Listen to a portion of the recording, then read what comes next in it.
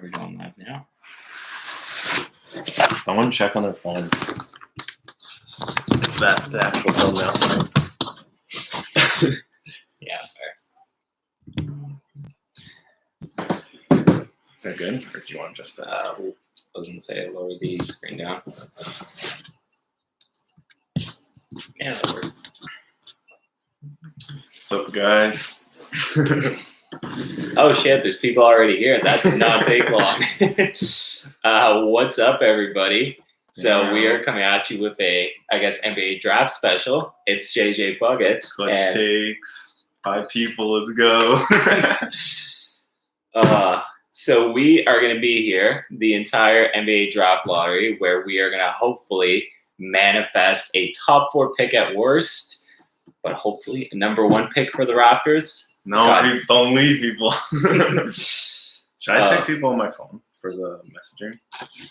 The live stream? Damn, bro. What are you talking about? For the chat. For the most part, I think it's going to be a really exciting draw for the most part. I think these are the best odds that obviously the Raptors have had in ages to get just a truly game-changing talent. I think the last time we were in the lottery was the year that we got Jakob Poeltl. Yeah, I think that was that 7th overall. That was the trade that we got, or that was the lottery pick that we got from the Knicks for the Bargnani trade. I think that was Kawhi's first finesse. Not Kawhi, excuse me, Masai's first finesse. I'm going to apologize ahead of time, by the way. I am here after work. My brain is slightly fried. So if you hear me say something stupid, mind your own business. Maybe you can go on your phone too if you want to text people. Yeah. I'll pop on. Yeah. Got some people. Gotta say what's up to everyone. But I mean, while we're here and while we're still waiting for things to kick off, I mean, obviously we got the draft lottery here on the second screen. Let's talk about the top 4 picks, right? So this is probably the most exciting draft class when it comes to being just top heavy and just having some real franchise altering talents. I think that was actually a thumbnail that you had at one point, which is I'm franchise so excited. I really talents. want a top 4 picks so badly. Oh my god. I think, I look at Evan Mobley, and he just seems like such a natural add to this team. But at the same time, I think I'd be happy with any of those guys. Yeah. I would be happy with any of them. I feel like the top 4 is significantly better than the rest. Obviously, if we stayed at 7, that's not that bad. Yeah. I wouldn't want to drop from 7. That would be kind of annoying. Yeah. If we drop down to 9 or something. I think statistically, I was looking at it today, the most likely scenario is that the Raptors end up with the number 8, just because obviously somebody would be jumping us in that scenario. But I mean, at the same time, again, I'm just trying to think of these numbers off the top of my head here, so excuse me if they're not 100% accurate, but the Raptors have, I want to say, is a 34% chance to jump into the top 4. And I will take those odds. That means if there are 3 different timelines that emerge from this, in one of those 3 timelines, we have a top 4 pick. Also, for anybody that gets that reference, that's a community reference. I swear to God, this better not be the darkest timeline. Then again, we're in the middle of a pandemic, so this really might be the darkest timeline, but we're not going to talk about that. You want to say some opinions on this draft? I don't know. I kind of find it funny how Van Fleet's the one that's picking it, even though 2 of the 4 guys are going to take it in his place. Oh my God. Could you imagine if we get a top 4 pick and Fred VanVleet is just awkwardly up there, just staring at obviously staring at the pick and just being like, oh God, this is Cade Cunningham or this is Jalen Suggs, isn't it? He's coming for my spot. Oh man. Then again, I think out of the top 4 picks, I don't know if I'm biased at this one, but I feel like this is a fairly safe take, I guess. I think Jalen Suggs is probably the guy that I would want the least out of those guys. I mean, I look at, obviously, Cade Cunningham is a potential generational talent, but I look at past that, Evan Mobley and Jalen Green, and I just feel like they're more natural fits on the Raptors than Jalen Suggs is. I don't think Jalen Suggs is a bad fit per se. I just think it's a lot easier to envision this Raptors team with the other 3 guys. And I mean, honestly, I think Suggs got his draft stock elevated throughout the NCAA season just because so many eyes were on him.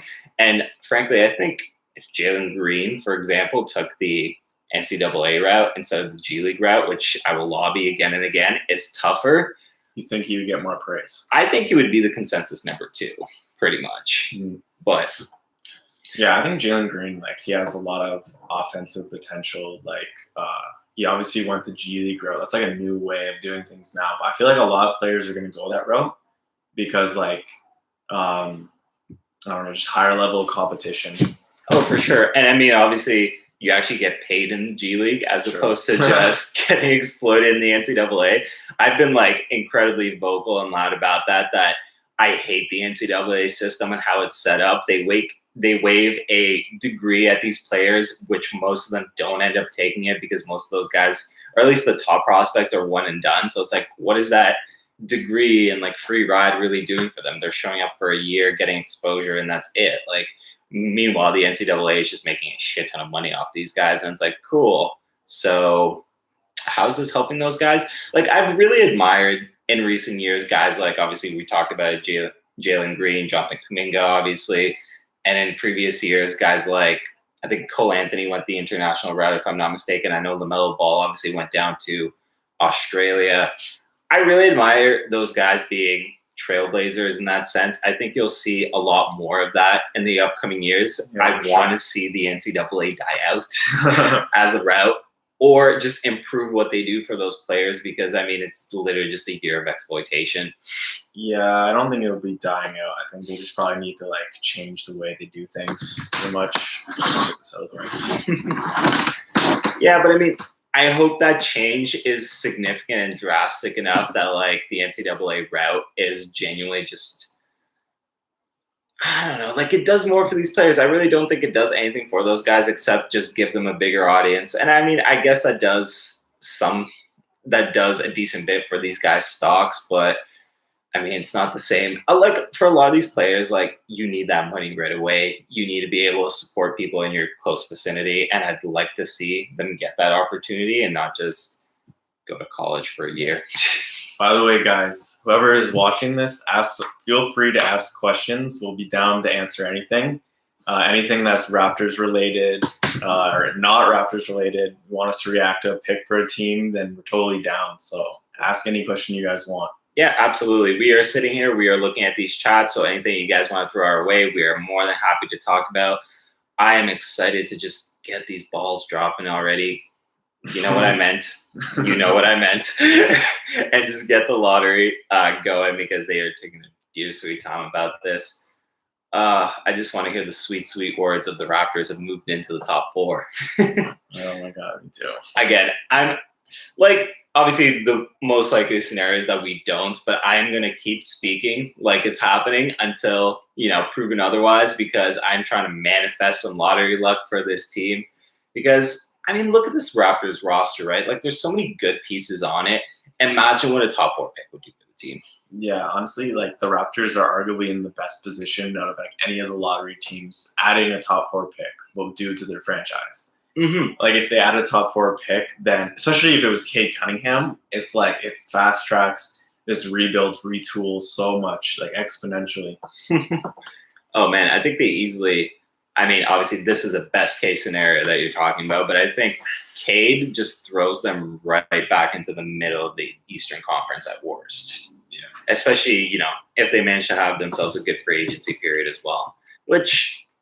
Why wouldn't they? They have cap space. There's at least good supporting role players that they can sign in free agency. So it could honestly, like you said, it could jumpstart the process really quickly. People say that every year that the draft's rigged and all that. I just want to talk about that. Like every year, it kind of does make sense somewhat. What people say, like they give it to the teams that are like have a lower fan base. They're trying to grow that team. Like for example, when Zion went to the Pelicans. Seemed very fishy when AD left, and then they needed help. So then all of a sudden they went from like a 7th or 8th like chance to like where the Raptors are actually, to like getting Zion like in that year, and it was like almost like perfect, right? Mm-hmm. And last year Minnesota was like down bad, and their fan base is falling apart, and then now they got Edwards. Yeah. Like, and honestly, now it looks even more easy to rig it because the odds are kind of really close. Like the who's in last? The Rockets. The Rockets have like a 14% chance at the first, and then the Raptors are all the way at 7th, and they have a 7.5 chance. So it's not like that much, you know. It's not like 25% versus. Well, out of the teams, what do you think? Yeah. If it was rigged, what team would get it if they were going to rig it? Hear me out. Hear me out. Very obvious hometown bias with this one, but can you just imagine from a marketing perspective the potential to have a top 4 pick go to the Raptors and be able to get, obviously not even just the city, but an entire country behind a potential just star player for this league? I think it'd be huge. Other than that, I mean, Houston's obviously a big market as well, so yeah, if somebody's going to get rigged, I think it'd be Houston over, like, I don't know, Orlando. No offense, Orlando. Also, chat, if you guys are listening, just tell me if it's like being too quiet or not. I'm looking at the volume right now. I'm hoping it's loud enough. Just tell me. Okay. We could also just start yelling. Yeah, we just. Can you hear me? I've been told I have a big voice that carries. Actually, like a few.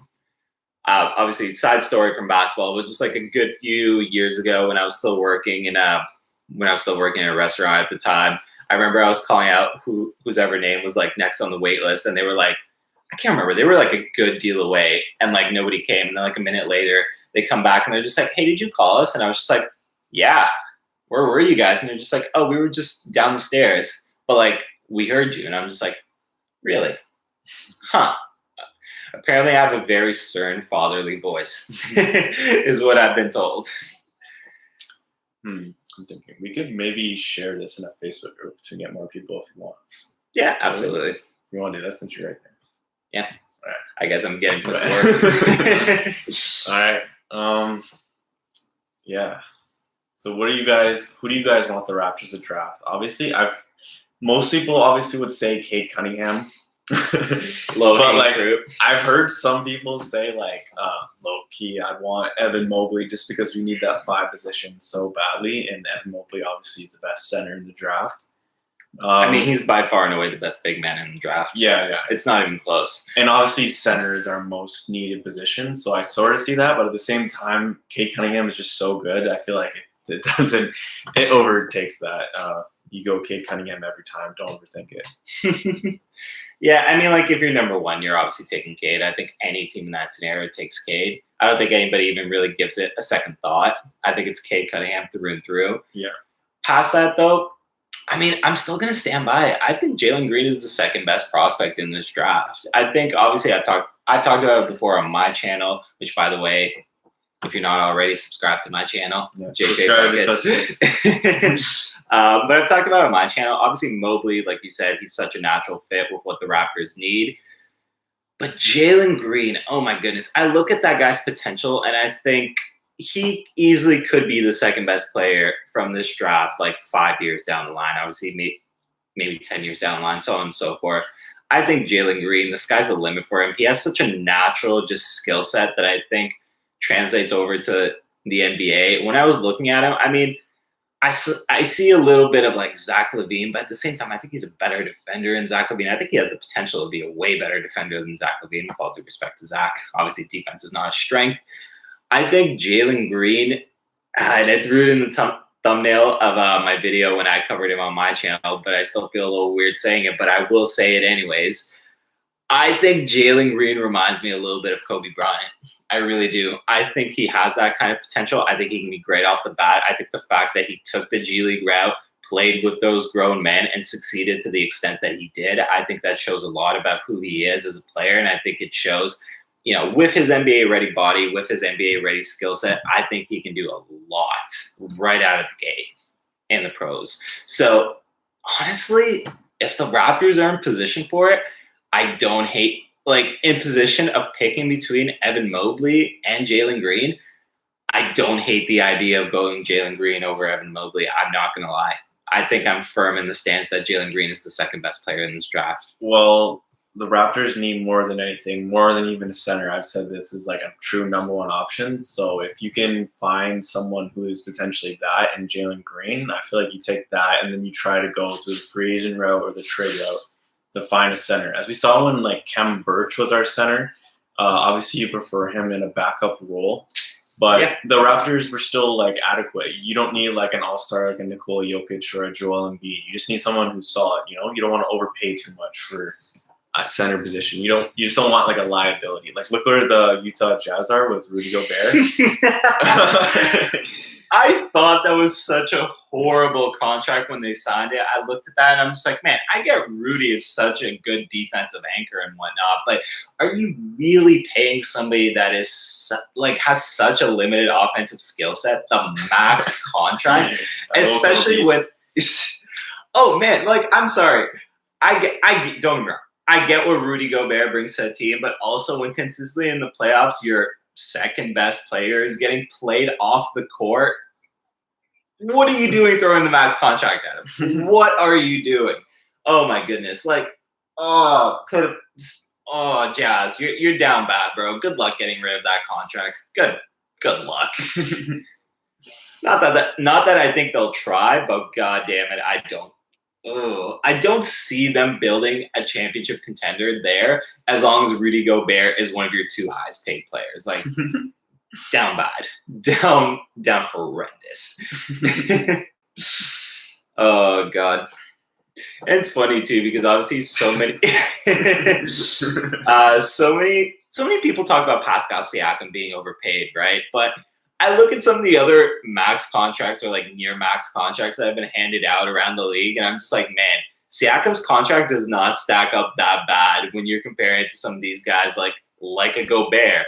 Or here's another recent example, obviously, like a Ben Simmons. Like, I'd rather be paying Pascal Siakam the money that he's getting than be paying those guys, especially, obviously, it's a recency bias and whatnot of how poorly they've played right now, but, like, yikes. Ben Simmons is not recency bias. I'd imagine. Like, I'm a Ben guy. Like, I like Ben Simmons, but at the same time, the max contract on him looks really bad right now. And I mean really bad. Well, it's kind of like I don't want to bring this to like another sport, but I mean like paying people before they've like accomplished anything without any of their accolades. It's like you're just killing their motivation. You know what I mean? Because they've already got the bag.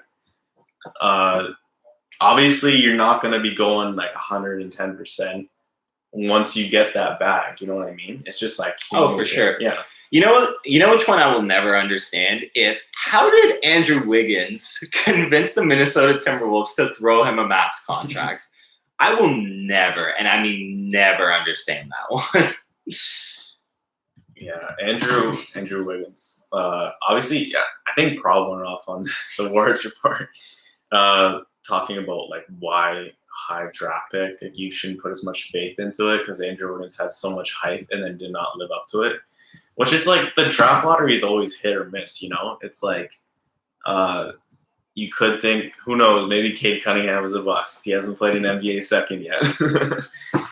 the chance is always there. Ooh. It's highly unlikely, obviously, but the chance is always there. See, my thing is with that is if you're comparing him specifically to somebody like Andrew Wiggins as a prospect, with him, it was always potential. And if he hits his potential, then he'll be crazy. Obviously, he never hit his potential. I don't think he will ever hit his potential at this point. I think the ship has sailed on that one. With Cade Cunningham, you see a much more NBA-ready player that, even if it doesn't work out, I think the floor for Cunningham is insane to think about in the sense that his floor, I think, is safely an upper-tier starter at worst. And his ceiling is obviously the best player from this draft, the best player in the league, you know? Yeah, man, everyone's leaving to go to other streams now. Everyone's like, we're done with this shit. I'm dropping quality takes out here. Where's the last man standing? Thanks. Damn, I see how it is. It is what it is. Say some nonsense, they'll come running back. Oh, man. Me and Axel. Cade Cunningham has been drafted. We can get some clickbait stuff right now. Oh my god, we just missed already. No. So we're going to catch up on this. We have the... Wow, we are racing through this. Okay, so as we speak, The 14th pick belongs to the Golden State Warriors. At Oh, wait. 13, we have the Please, Pacers. don't. We are at 8. Orlando Magic are at 8. Okay. Holy shit. Okay. We're coming up. Okay. We're coming up. Hold on. Number 7. I'm Number scared. 7. Oh my God, we are so close. No way. If they don't appear at 7, we've jumped. Oh! We jumped! Top 4, baby! Let's go! Let's fucking go, baby! Let's go! We are in the top 4. Holy No shit! way. Holy shit! The Raptors have jumped. You heard it here first. Holy crap! I mean, I don't Oh want my to say God. I singularly, but I have been manifesting this shit for fucking months. Sorry, we just got demonetized, but god damn it, we are in the top 4. Woo! Oh, Woo! Oh. the Cavs are in the top 4 too. Oh my goodness, this is so exciting. who dropped? Okay, Who the dropped? real question is, how far up do we go at this point? Oh my God, let's go for number 1, baby. Ooh. Van Vliet, the Fred light charm. VanVleet's our street. Yo, bro, him and his kid, ever since that happened, he's just blessed with some good luck. And he gave us some good luck today. Oh my goodness. Oh my goodness, Luck we charm. jumped into the top 4. I am elated right now, folks. Oh my God. I'm so Oh, this is huge. This is huge. God. I can't stress enough how excited I am because, hey, don't get me wrong. A lot of the players around the number 7 or the number 8 are really good players and have some really good potential. But come on, man. Some of the top 4 guys in this draft, they are sensational talents. And the fact that the Raptors have jumped in the top 4, it's huge. You literally go from, some good players that you can potentially develop to franchise-altering talents, like we were talking about earlier. This Oh my God, is, this is great. whew, I am head over heels right now. I cannot truly express how excited I am at the moment. So now we actually get to think about it, right? Who from the top 4 do we like? Yeah. Because Well, it depends also where we're you are. there. If it's 4, then it's like, but it's still great, obviously. It's, Here's my one debate: if we are exactly at 4, if we're exactly at 4. Is there some consideration to take Kuminga over Jalen Suggs? Because I'm going to assume Jalen Suggs is the guy that's going to be there at 4 from the top 4.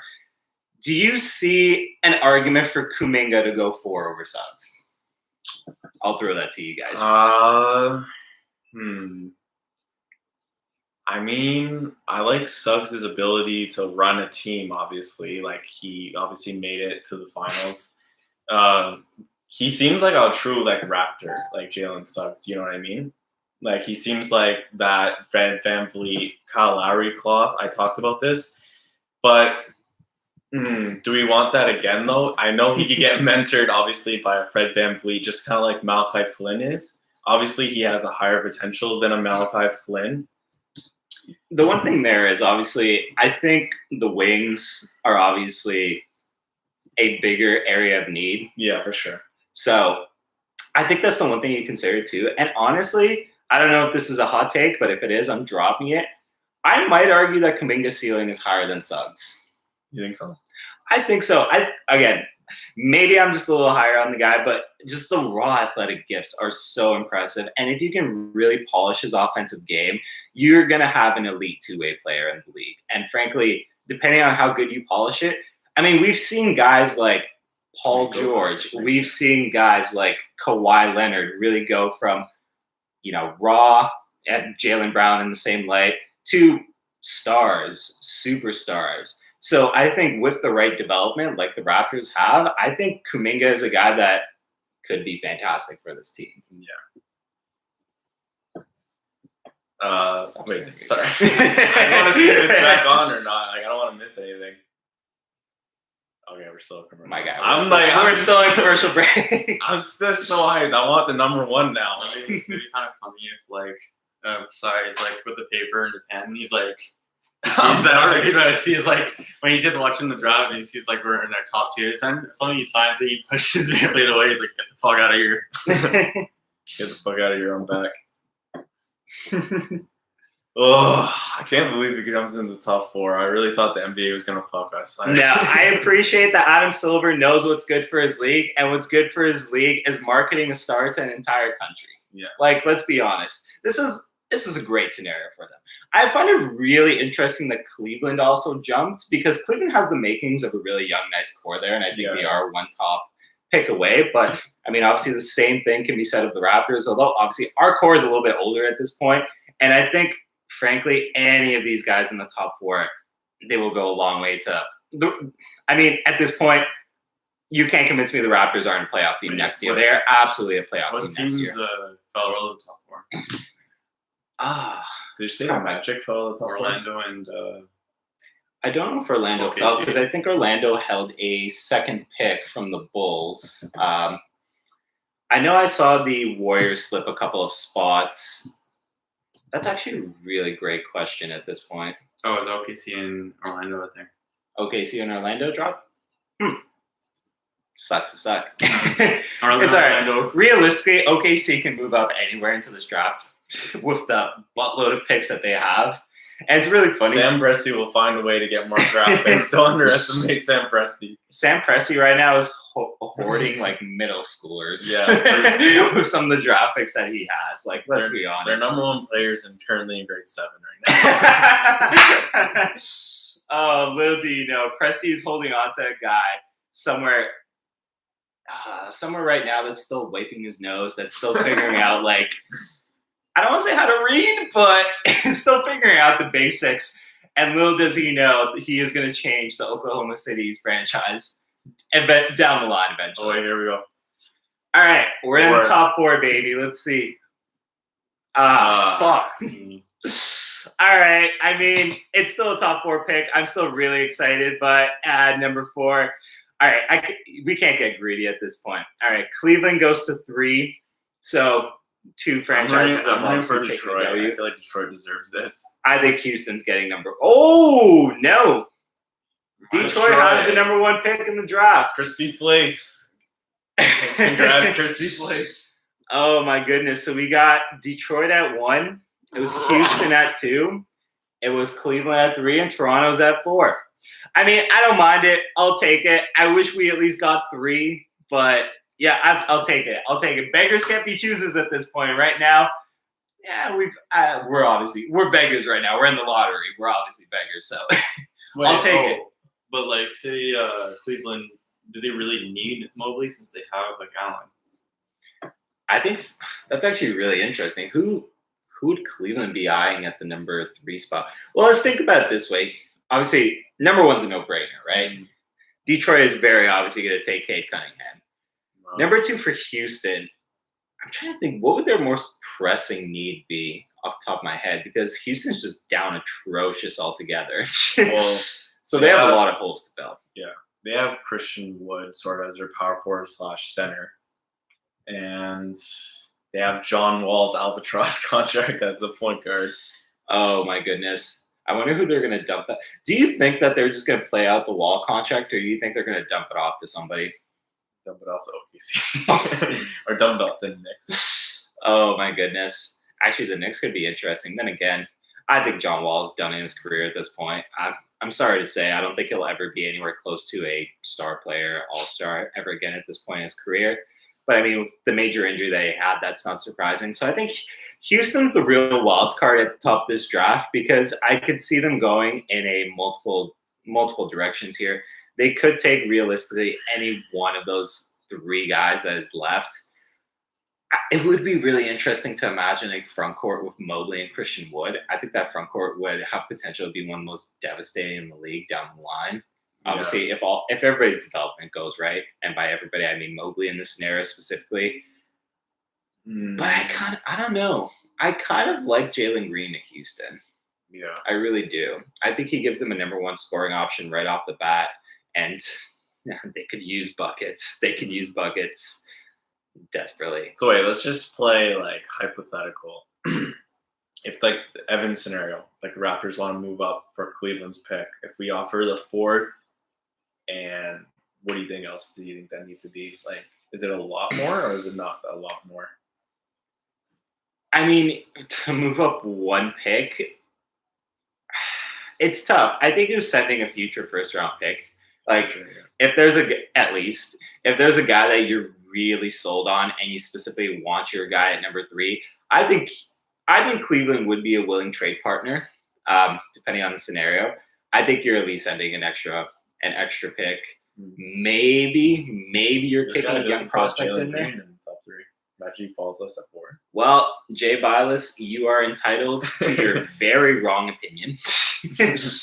Again, I think with that kind of stuff, it's the exposure that guys like Mobley and obviously a guy like Jalen Suggs got from the NCAA.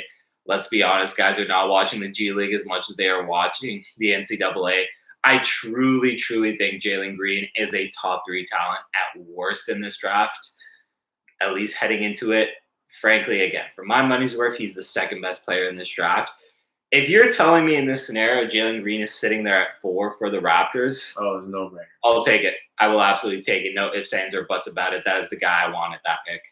Well, thinking about it like this, like Cleveland is going to be interesting because like they're not going to take Suggs because they already have Colin Sexton, Darius Garland. Yeah. And then they have Jared Allen.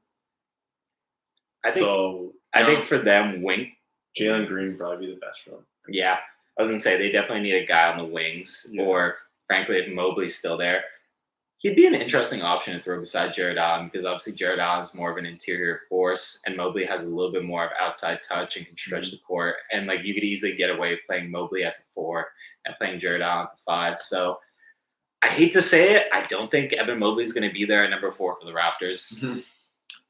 Again, unless we're moving up to 3. So it's the Rockets at 2 and then Detroit at 1.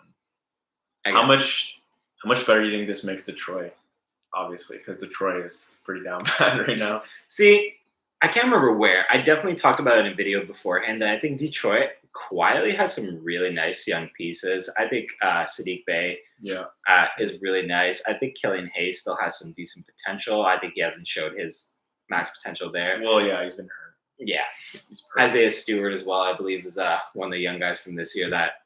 Yeah. Obviously, Jeremy Grant, too. Yeah, Jeremy Grant. I think. I don't think Cade elevates them to a playoff team by any means in year 1. But it also depends. How good do we think Cade Cunningham is right off the bat? Well, Cade Cunningham, I think he said in JJ Redick's podcast that he even sees Luka in himself. So if he's like anywhere near Luka in his rookie year, then maybe he'll be a playoff team, like a dark horse or bubble out. Bubble out, I could see. I don't quite think they're a playoff team, but maybe I'm just underestimating Cade in that regard. I mean, I do like the Luka comparisons in terms of the offensive game. I think he does a lot of what Luka does. I mean, obviously, Cade is more athletic than Luka is, but Luka is very obviously more skilled than Cade Cunningham is. Yeah. Frankly, I think Luka Doncic is probably the most skilled player or like the most skilled prospect over the past like decade, maybe 2 decades, if I'm being as bold. Because, I mean, obviously, Luka Doncic isn't overly athletic. He's athletic enough that he gets by on it, but really, he's a skill-based player. That's the strength of his game. Yeah. And if that athleticism ever does catch up, or at least I want to say if he works on his conditioning, he'll be a better player. I also don't really fault him for the conditioning thing because Luka has one of the highest like usages of any player around the league. Where like I see so many people talking about, oh, why does Luka drop 30 points in the first half, like from this year's playoffs, and he's only dropping like 15 in the second half? I'm like, have you watched the Dallas offense? Mm-hmm. It flows I don't want to say exclusively through Luka, but like Luka, Jalen Brunson, who else is really a ball dominant or like a primary ball handler that really creates plays there? Tim Hardaway Jr. every now and then. He's more of like an ISO player. Yeah. Tim Hardaway Jr. I want to get Evan's opinion though. I want to get Evan's opinion about how he thinks Detroit and also the Raptors top 4 pick. I don't know. Did even Doncic make the playoffs when he first came? No, absolutely not. I know it's the East and all, but then the Raptors also get better with this pick. So, like, there's other teams that's coming out. Like, Raptors are obviously not this bad since they didn't even have home court this whole year, too. They're having home court next year, and they're having a top 4 pick, so they're going to be better. Yeah. And there's other teams like, I don't know. Here, I'll look it up. I think the Raptors are the first team in NBA history to play 72 away games. So Pretty much. Indiana Pacers. The Bulls are still pretty good. The Cavs are an up-and-coming team. And then there's like Charlotte, who is in the playoffs the whole year this year, and they're still contenders. There's like a lot of contenders now. Yeah, I think what I really like about the scenario that we've landed in where the Raptors get a top 4 pick, I think for Masai that justifies him being a lot more aggressive this offseason. And I think he'll definitely opt to be more aggressive in free agency. I also think for the most part, I hate to say this, but this might officially seal the deal that a Kyle Lowry sign and trade to another team is almost a foregone conclusion. Yeah, I think so too. Do you think this like getting a top 4 pick is like obviously is a big thing for the Raptors and their franchise? Do you think this makes Masai want to stay more? Oh yeah, absolutely. I mean, I am not convinced that Masai will leave under any circumstances. Maybe not under any circumstances, but I'm pretty sure Masai is staying.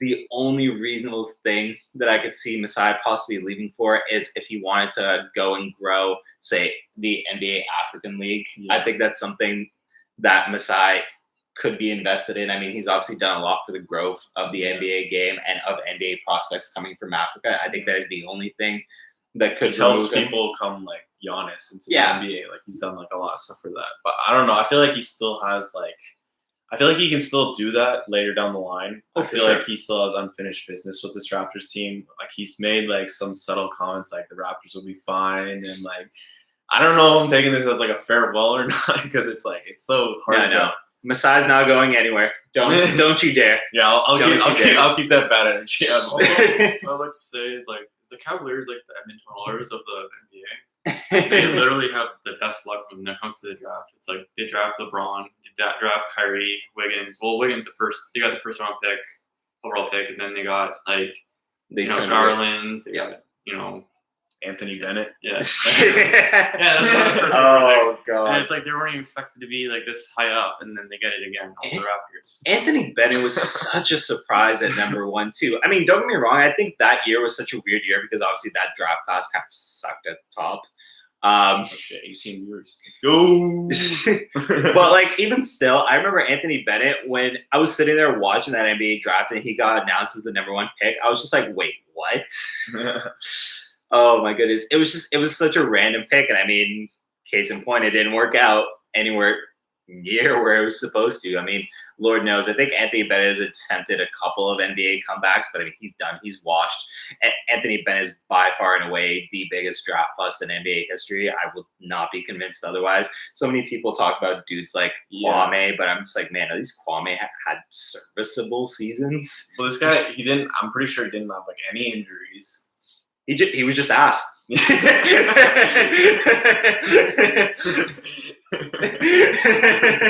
Mic drop. No, I'm sorry, Anthony Bennett. Oh, like don't get me wrong. Anthony Bennett pulls up to the court tomorrow and he's dropping like 50 on my head top. But like I'm pretty sure there was like this article saying like Anthony Bennett makes the G League or something like that. I'm like, this is a former first overall pick, and they're like slandering like, how does it feel to be in the G League or something like that? Like, because you think he'll be on Team Canada? I think I heard something. Oh, I hope not. Oh man, no, but actually, Team Canada does look like it'll have a really fun roster. I'm really excited about it. I'm disappointed Jamal Murray got injured, but we'll still have an okay squad. Yeah, he would have been such a big piece for the Team Canada squad, but it is what it is. I still think they'll have a good team at the tournament. But heading back to the Raptors. Okay, we've talked about Masai. Folks that are here with us in the comments right now, what do you think this does for Kyle Lowry? I mean, I think we more or less kind of agree that, having a top 4 pick kind of makes the sign and trade a whole lot more possible, or a much bigger.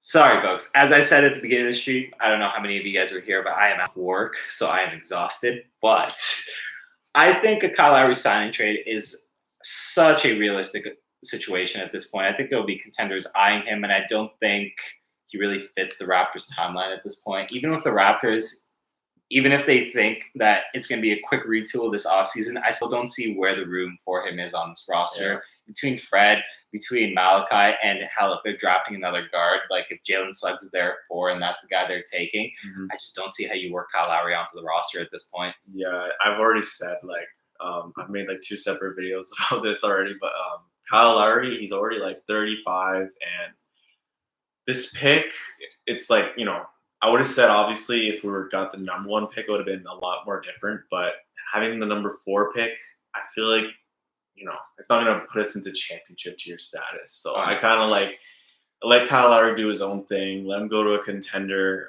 He served his purpose as the Raptors' greatest Raptor. Kyle Boland, I want to say your name right. Says he's gone. Tell us who you think he's going to. Is he going to Philly? Is he going to fill that role for Ben Simmons? I wonder what I think there's obviously still a good chance that Miami takes a swing at him in this offseason as well. We've heard other names recently emerge too, like the Dallas Mavericks were another name that came up, which I could actually realistically see. I don't know how well he fits the timeline of that team, but I do really like Kyle Lowry as a secondary playmaker to Luka to alleviate the incredibly big offensive load that Luka has on that team. So I think Dallas could take a swing for him. Like, I know you've brought up New York. I personally don't see it, but maybe they go for it. Yeah. Tyrone McKenzie says, boys, we got a top 4 pick, either Suggs or Green. I hope it's Green. I hope it's Green too. Yeah. Again, like, I think Suggs is a little bit overrated by just the national, well, I say national spotlight. We're obviously in Canada, but the national spotlight that he got in the States, I think Jalen Green is the better prospect there.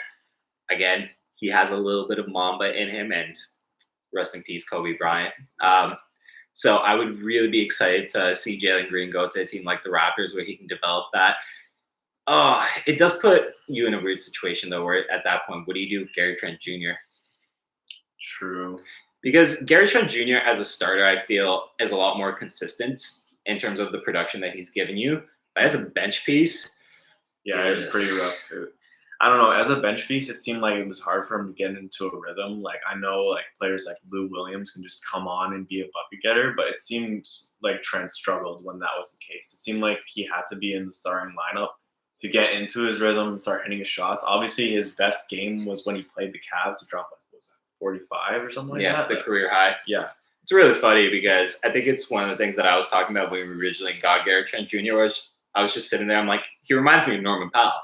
And he honestly has a lot of the same problems that Norman Powell does in terms of like the production, like, and the consistency of the bench versus when Norman Powell was a starter. Obviously, he was putting up way better numbers. So I stand by that original take that he's Norman Powell light. Well, if you have Suggs, then he's going to be the point guard if he has that much potential to be a starting point guard, right? So it's kind of debating like Gary Trent Jr. or Van Fleet as the shooting guard. Mm-hmm. Do you really want Van Fleet to like shot chucking like 40 shots from like? But do you think that Fred VanVleet, say in that scenario, if he's playing beside a Jalen Suggs that can create some easy looks for him, I think there's a good chance that the efficiency will improve for him. How tall is Jalen Suggs, by the way? I want to say off the top of my head, 6'3" or 6'4". It's not bad. So he's a little bit on the bigger side. And frankly, like Fred VanVleet, for somebody that's 6 foot, he has no problem guarding guys that are bigger than him. I've never thought that's a real issue with his defense. Like, that man is way stronger than his size. He's really quick too for somebody that size. Like, he keeps up with guys that he has no business keeping up with. So I wouldn't necessarily hate the idea of a backcourt with Suggs and Fred VanVleet, even though it kind of puts us back in like this whole 2-point guard system, because I think they realistically are 2-point guards. Honestly, I don't really think a 2-point guard system is all that bad, as long as like one of them can be able to shoot. You know what I mean? As long as someone can stretch the floor and like they're not like, I don't know, I'm trying to give an example of 2-point guards that can't shoot. Like if it was like Ben Simmons and then like Rubio or something like that. Well, Dan knows that I'm like one of the biggest Van Fleet haters here, because like I think he just like ruins the team chemistry by just like thinking he's like Kyrie, just dribbling the ball like 20 seconds and shot chucking, like just hurts the team. But is that just because we don't have somebody that's necessarily that natural creator? Well, especially in terms of a shot creator, that Fred feels like that's his role, when maybe in a lot of situations it really shouldn't be. Well, yeah, like Van Fleet, when he was when Kawhi was here, Van Fleet was like a role player, right? And then Kawhi would be like whatever, passing him, and he's like, okay, he's my role, I'm gonna shoot. Like shots that are like open and like more less contested shots. But now he thinks like, oh, I'm like the best player here. Siakam sucks. Well, Screw him. I'm gonna take like 20 Hey. shots. Hey, we're not throwing around any Pascal Siakam slander over here. Raptors fans are way too harsh on him. No, I didn't say that. I'm saying I know, I fan side. Well, I think like it was obviously the best, like not even just because of the championship, but like when we had Kawhi, it's like everything had like a patriarch, like hierarchy. Not patriarchy. Jesus. Had a hierarchy, and I feel like everyone had a role for their team. Like Kyle Lowry was the leader and facilitator. Van Vliet was on the perimeter hitting his 3-point shots and also facilitating. Kawhi was obviously the main guy. Gasol was holding down the middle. Playmaking as well. Yeah, playmaking as well. We had like a lot of different playmakers and a lot of great. Like we need to talk about how that defense is slept on in that championship team. Oh man, that's the one thing I hate about that Raptors championship team. Gets all that stupid talk of they only won because the Warriors were injured. Blah blah blah. Again, I've been through this before. I'm not going to get into like a huge rant, but injuries are a part of the game. You play who you have in front of you. But that Raptors defense is statistically in the common era. Without OG for at least for a huge portion of it, or actually it was for the entire playoff run, wasn't it? Yeah, the entire playoff run. Yeah, without OG, they are statistically the second best playoff defense in modern NBA history, only second to obviously the title-winning Pistons team, and that just never gets talked about. We have another comment. You can argue Cleveland would maybe take Suggs. They have Sexton as a 2-guard. I don't think Cleveland is ready to move away from Darius Garland and give up on him just yet. I think Garland showed enough steps forward this season that I think Cleveland's main concern is definitely on the wings, which is where I would be a little nervous that they would take Jalen Green and kind of leave Suggs on the board at number 4. But then again, do we think Suggs has a chance to jump to number 2 for Houston? Well, if they can move off of John Wall. I feel like John Wall is one of those guys that kind of has an ego. Like he still says like I'm an all-star in this league and like I can run this team and stuff like that. Even when James Harden was there, I feel like James Harden didn't like that. It felt like he was getting disrespected a little bit. Oh, imagine trying to be a ball-dominant point guard beside James Harden. Yeah. It's just not working out in that scenario. I don't know. Like I think I had the hot take last year that like John Wall could have been better than Russell Westbrook. But obviously, I take that back now. Especially, this is not prime John Wall anymore. Oh, God. No, I remember talking about it, too, with you. I think we had a collab video on it, actually, where you were talking about the potential of that Houston Rockets team with, obviously, John Wall coming over there and, like, Christian Wood and, like, potentially a resurgent. I think it was Boogie was there, too. And I was just, like, looking at that roster. I'm like, nah, bro, those guys are washed. I was thinking of, like, best-case scenario. Like, everyone bounces back and, like, you have, like, prime Wall behind Cousins. That was like too wishful thinking, but I kind of like prime Cousins was a beast. Me and Evan were just talking about back to the championship with the Raptors and all the slander there about the injuries and all that. I was just telling Dan the other day that like I swear to God, if whoever wins the championship this year, if they don't get as much slander as the Raptors, then there's a complete bias. Like look at all the injuries. There's AD, there's Kawhi, there's somewhat LeBron, Harden, Kyrie, like all these injuries, and even Klay Thompson. Look at all these injuries, and say Bucks win it, or I don't know, Suns win it, like Atlanta win it, whoever wins it. And if they don't get as much slander as the Raptors, then there's a complete bias, and it's just shown. I'm just happy it's not going to be the Utah Jazz. Well, I saw a post saying it's like all these teams it's going to be a new champion. It's like first team since the merger in 1977. Yeah, well, I mean, 2 of the teams left in the playoffs at this point still have not won an NBA championship in franchise history, which is really exciting. Yeah. And then the other 2, I think the most recent one would have been who's left in there? I guess the most recent one would have been the Bucks in like 71, wouldn't it? Which is ridiculous to think about because I'm thinking about that team, and that's like Kareem Abdul-Jabbar and Oscar Robertson. Holy crap, but it's been a while since any of these teams have won a title.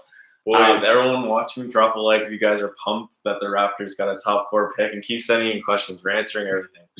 Answering everything. Don't be shy.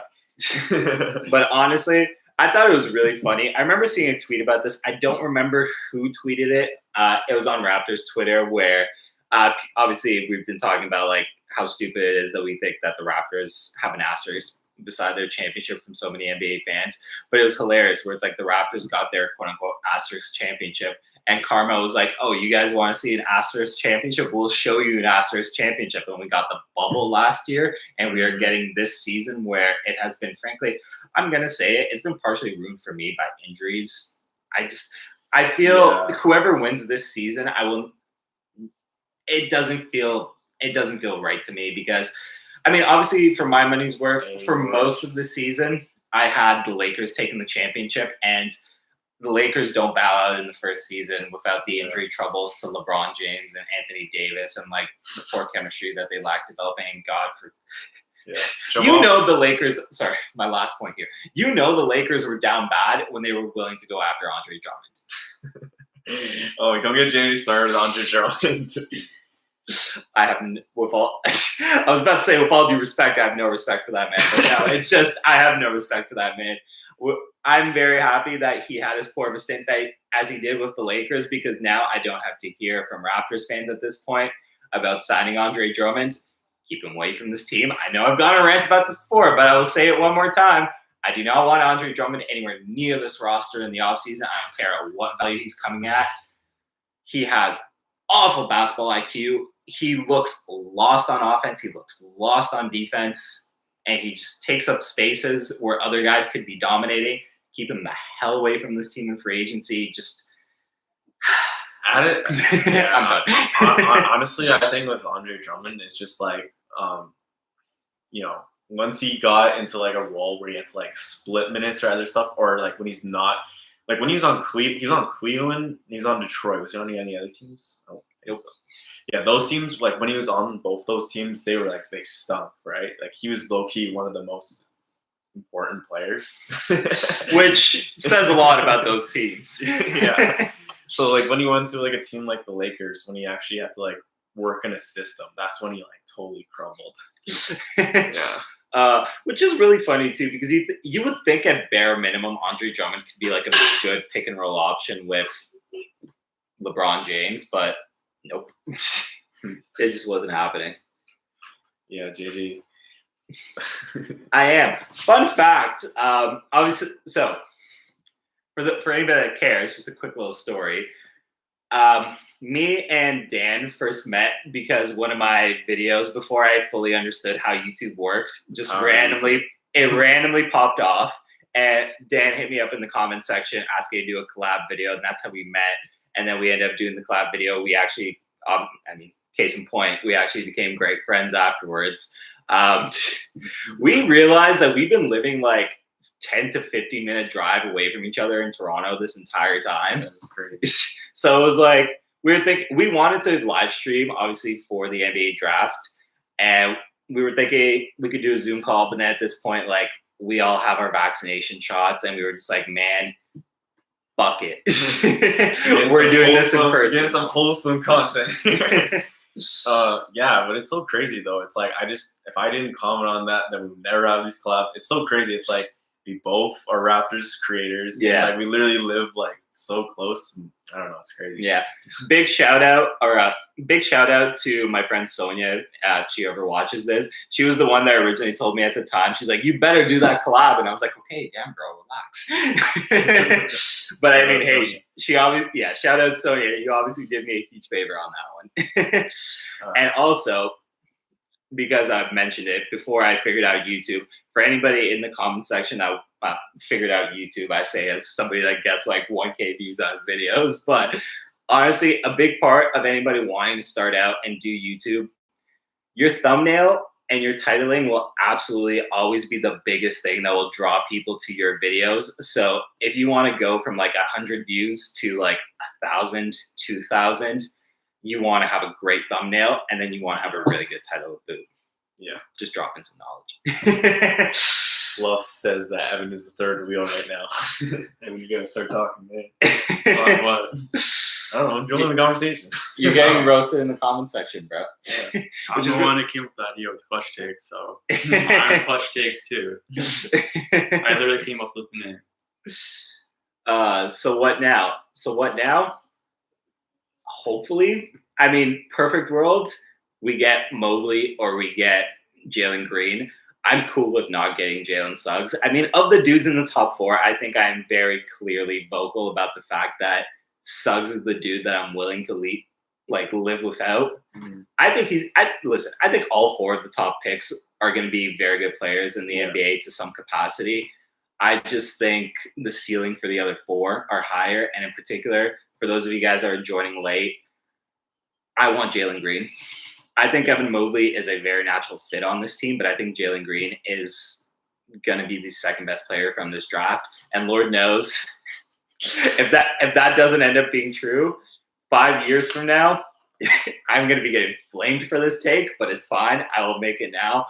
I think Jalen Green is going to be the second best player in this draft. So I think if he's on the board for the Raptors, or if they're in a position to move up, potentially say with Cleveland, because I think they would be the team that would be willing to potentially move down. Yeah. If they're in a position to get Jalen Green, I want the Raptors taking Jalen Green. Well, as we just saw, like by some of these people's lists, like that guy, who was that? Jay Silas or whatever his name was, the beforehand. Like he said that Jalen Green wasn't in his top 3. Remember, he had like on the ESPN. Yeah. So I'm saying like Cade is obviously number 1, but I mean like picks 2, 3, 4 can possibly be interchangeable by maybe how scouts or teams view the players. So, Yeah, that's fair. I don't know. Maybe we could luck into getting like Mobley or Green.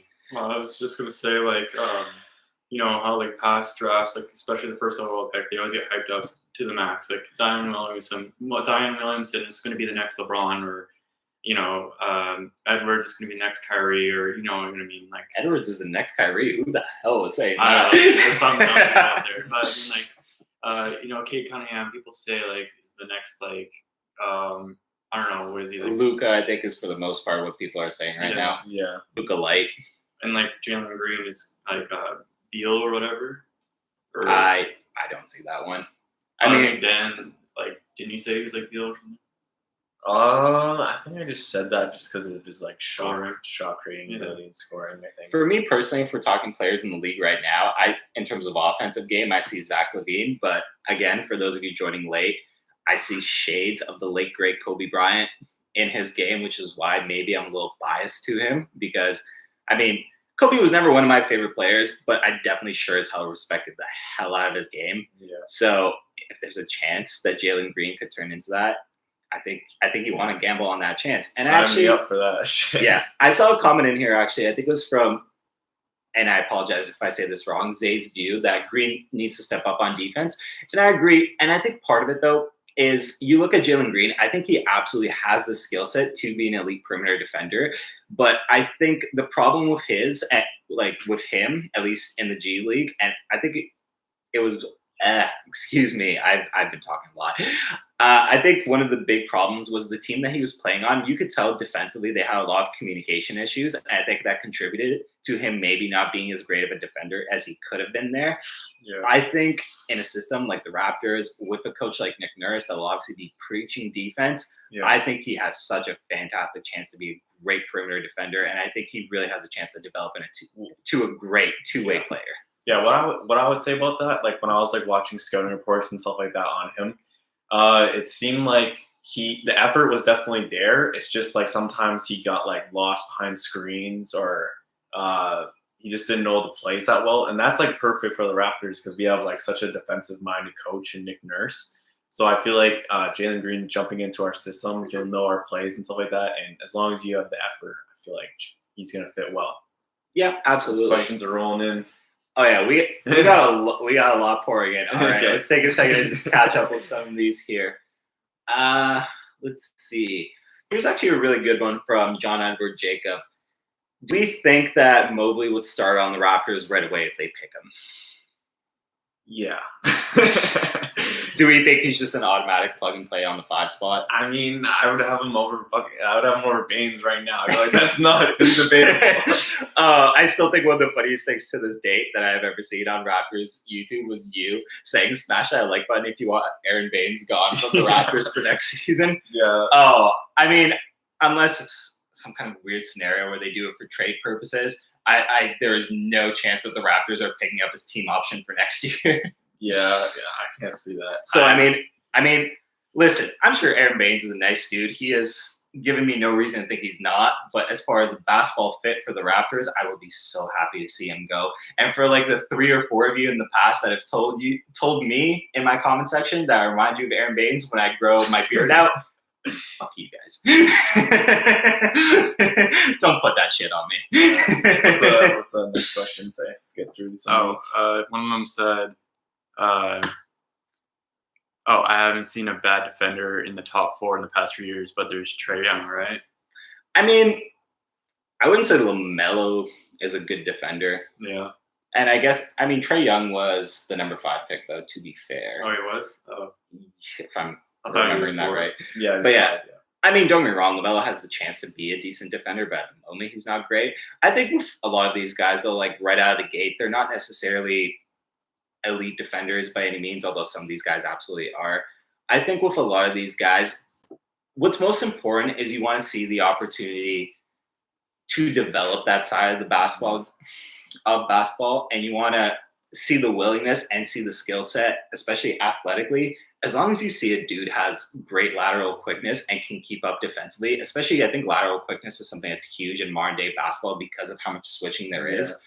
As long as somebody is strong, quick, and switchable, and you see that in their game, I think you're excited about what they can do defensively. Well, I think as long as you're not like a liability, like you don't have to hide them.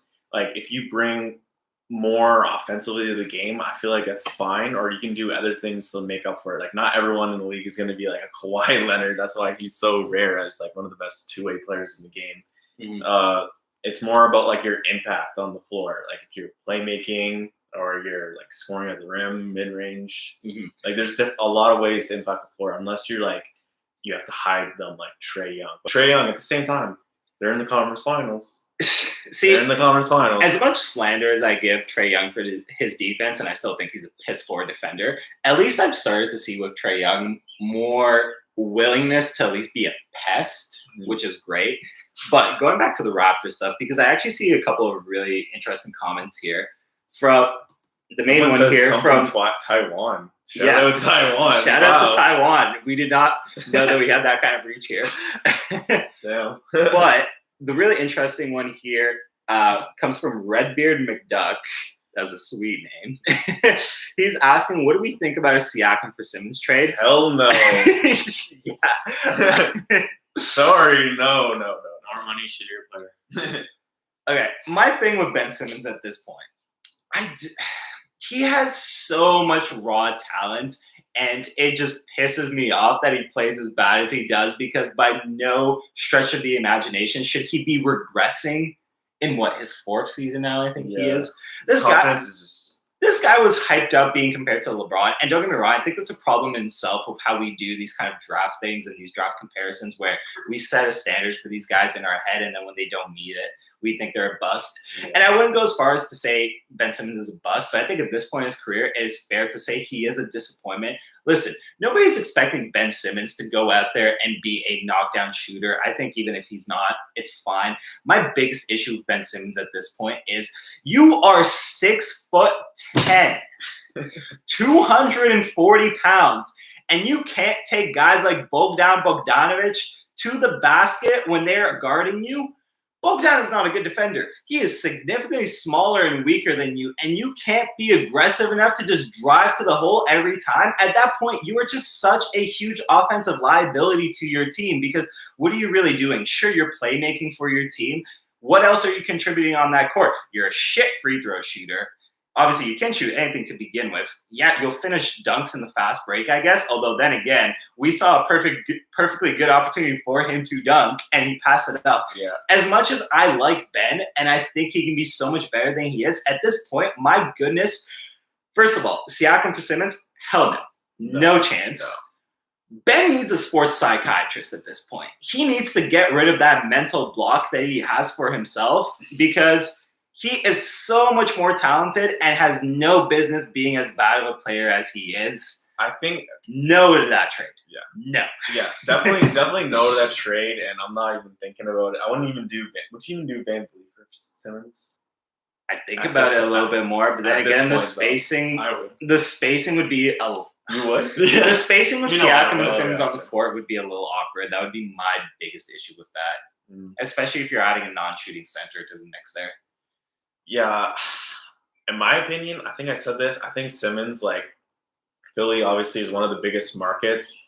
I think Simmons just needs to go to a smaller market team just so like everyone sort of like forgets about him and he can needs a like fresh- grind. He can grind in silence. Like like he's like the Knicks would be terrible. They would eat him alive. It would be a good fit. I heard San Antonio was actually interested. They're like a small, big market type of thing. Popovich would eat him alive. But he needs a coach like that, though. I think Simmons does need a coach at this point to just yell at him and be like, and tell him, hey, that shit that you've been doing to this point, you can't get away with that anymore.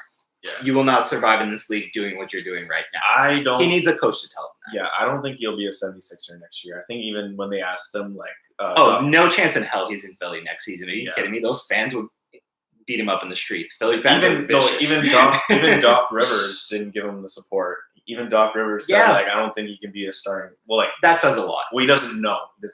That he didn't says give a him a lot. vote of confidence. That's the frog. And honestly, I would be maybe at least a little more willing to consider a Simmons trade if he wasn't on a max contract. But at the money that he's coming at, no way I would do that trade. All right, let's go on to another question.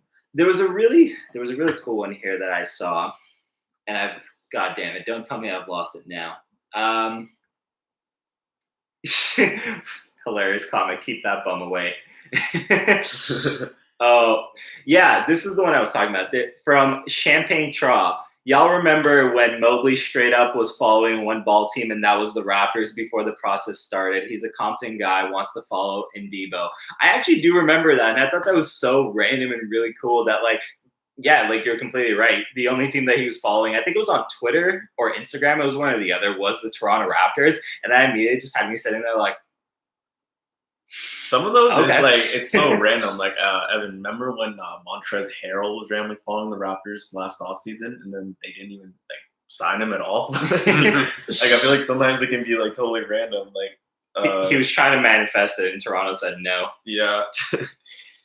I don't even like Montrezl Harrell. Like, what do you think of Montrezl Harrell? Yeah, it's got. I mean, I'm good. Yeah. Like, here's the thing. He's a good spark plug off the bench if you just want somebody to come in and give you some offense there. Defensively, he's bad. And he can get exposed, especially obviously by bigger bigs because he is bigger bigs. I sound like an idiot saying that. But he is obviously undersized. So, like, he does get exposed by the bigger guys. Yeah. He can't stretch the floor or anything like that. He's mostly just like a paint scorer that can like give you some quick buckets on the bench. Yeah.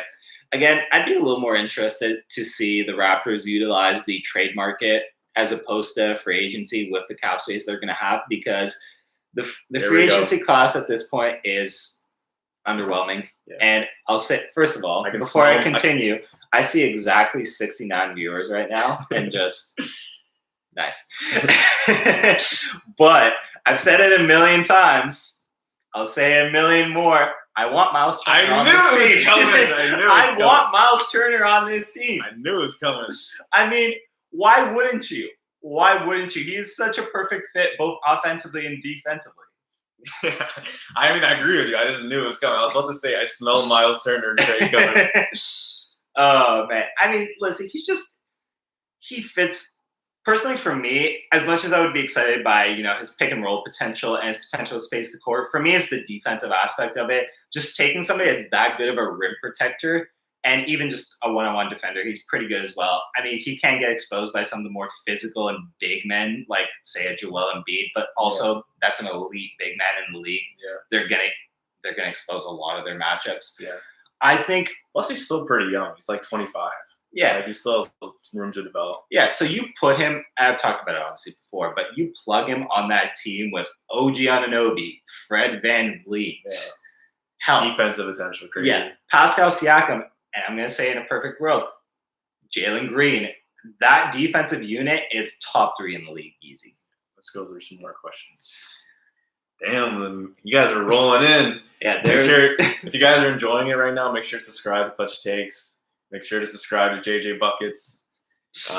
make Raptors content like this. This is the first time live streaming. You guys are doing pretty well for first live stream. Yeah, Damn. it was really funny too because we were here sitting with about like I think like maybe like 14, 15 people, 10 people. Now all of a sudden we just skyrocketed to like 60, 70 and we're just like, okay, we are rolling. Passionate Raptors fans. Don't underestimate the passionate Raptors fans. Oh no, you don't underestimate Raptors fans. While we're talking about it, actually, for those of you that have been following other NBA playoff games, I don't know if you caught that little moment there where Doris Burke compared the environment outside the Bucks game to Jurassic Park. And I immediately sat there and I was just like, all right, Doris, I love you and all, but you got to quit that slander. The Raptors, Jurassic Park, nothing compares to league-wide. And obviously I'm so biased saying that because I'm a Raptors fan.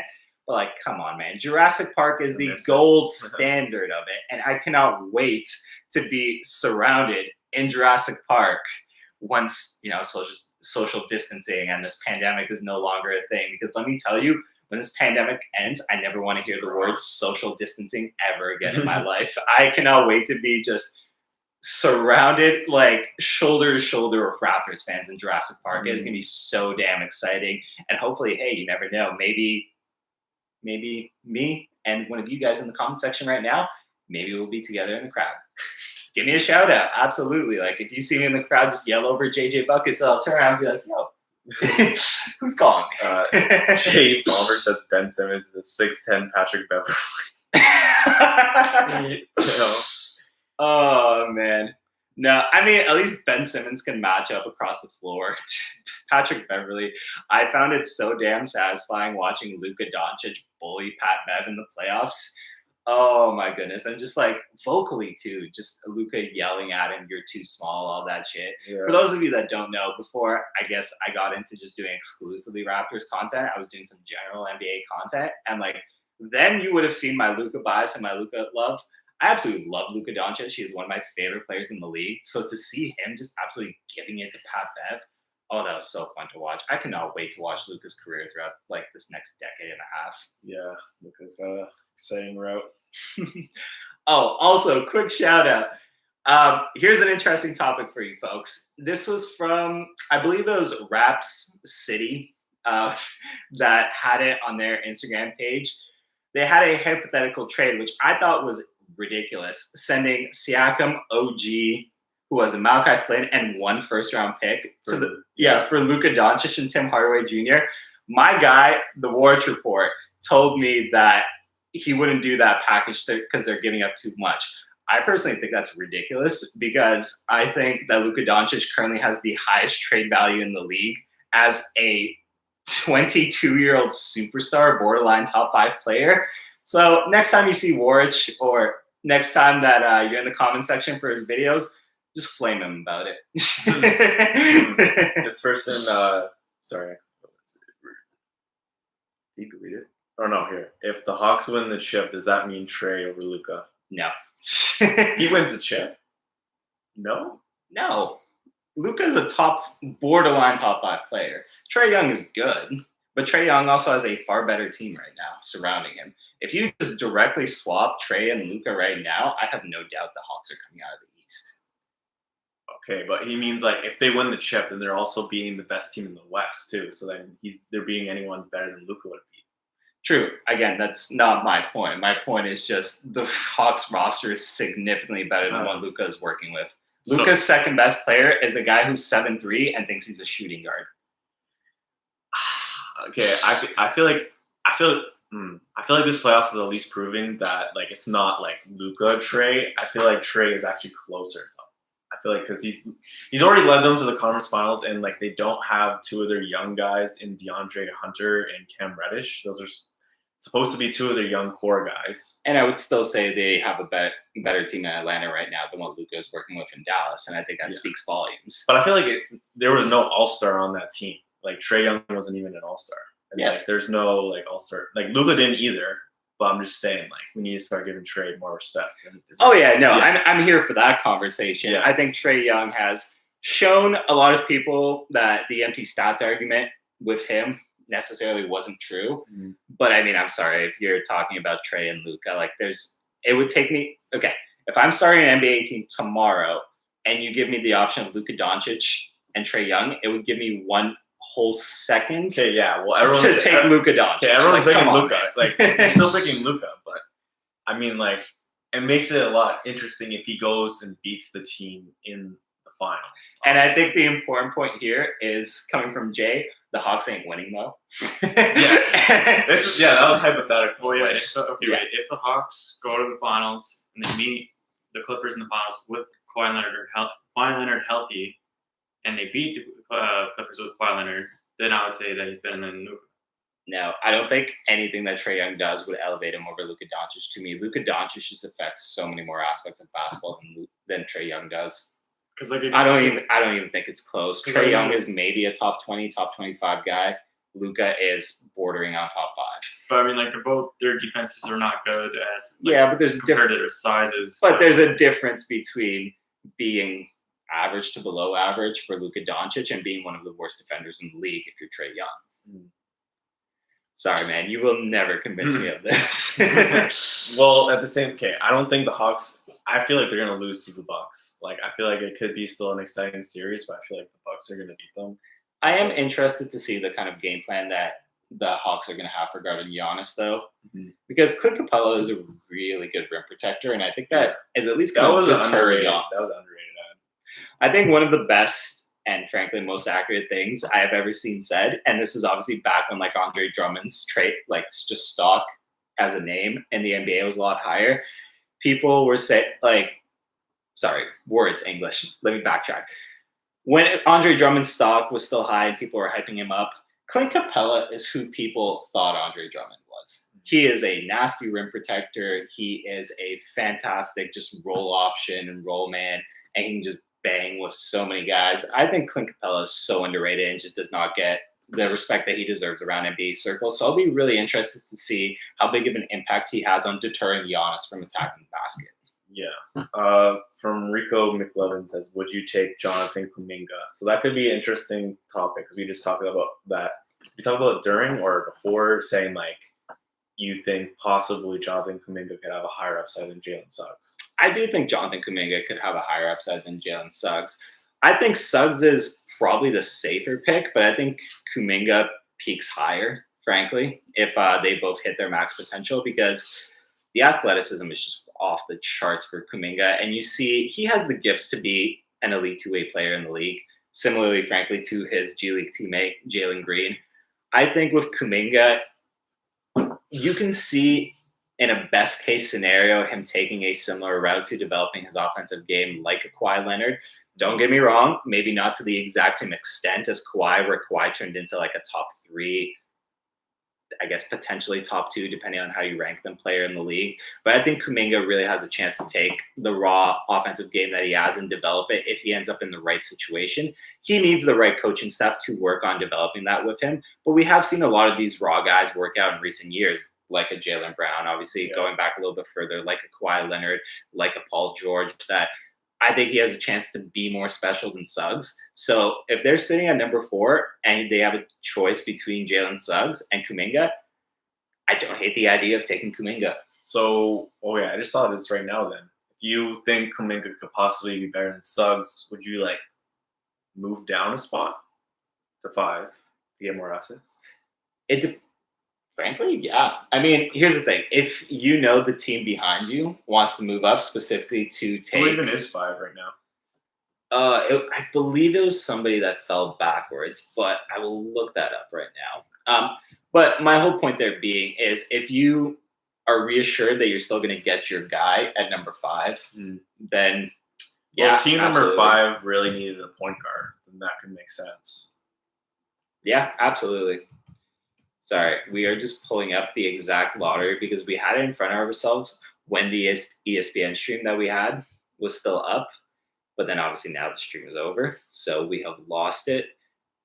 So we are just looking at CBS Sports to get the exact order here. And God damn it, this link is not being helpful. And they just want me to... Stay with this, folks. God damn, all I want is the exact lottery results. Is that too much to ask? Can somebody tell us who... Can somebody tell us who 5 is? McLovin says, I think 5 is Orlando. That would be interesting then. Yeah, No, you're completely right, and thank you. I just managed to pull it up. But yeah, so Orlando's currently. Orlando would definitely need a point guard. Yeah, I mean, I guess it depends on how much they believe in Cole Anthony at this point, right? And how much they see his upside. They've been just snaked in with injuries. Like Cole Anthony got hurt, and then who was it? I'm forgetting his name. He just got hurt. Markelle Fultz. Yeah, Markelle Fultz. Sorry. Yeah. It's funny because I feel like a point guard has been missing from their team for a while, and then they get some good point guards, and then they just keep getting injured. So it'd be really interesting to see whether or not they would want to take a point guard at that point. But then again, I also feel like, what could we even get from them to move down? I mean, I would happily take a future first if I was assured of the fact that they're not going to take the guy that I want at number 4. If you're sold on Kuminga and you feel like Orlando is jumping you to take Suggs at 4, and you're going to get an extra first-round pick out of making that swap, you're doing that. Rico McLovin says he subscribed. Thank you, bro. Orlando trades 5th and 8th for Raptors 4th. Would you do that? Absolutely. An 8th too? They have an 8th pick? Yeah, because they have Chicago's pick from the Vucevic trade. True. Vucevic. They're like that desperate to get a point guard, then here's the thing. I wouldn't think they would be, but if they're doing that swap, I also don't think 5 and 8. I don't think that's going directly for the 4. I think Toronto has to also send something back in that scenario.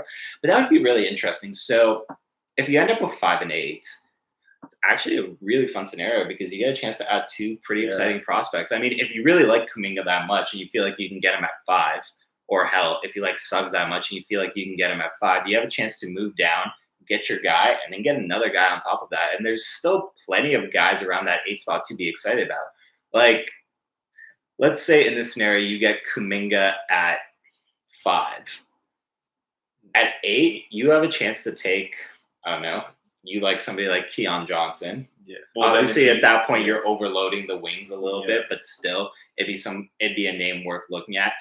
I kind of like Jalen Johnson around there. He could be at least a bench spark plug for this team. Yeah.